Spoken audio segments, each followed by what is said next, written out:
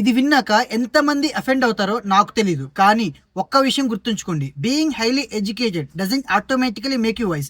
మీ దగ్గర పెద్ద పెద్ద డిగ్రీస్ ఉండొచ్చు, వేదాస్ గురించి నాలెడ్జ్ ఉండొచ్చు, శాస్త్రాస్ గురించి గాఢమైన అవగాహన ఉండొచ్చు, స్పిరిచువాలిటీ గురించి గంటల తరబడి మాట్లాడగలరు కావచ్చు. ఇవన్నీ ఉన్నా కూడా మీరు నిజమైన జ్ఞాని కాదు. సమయం జ్ఞానస్య ద్వారం.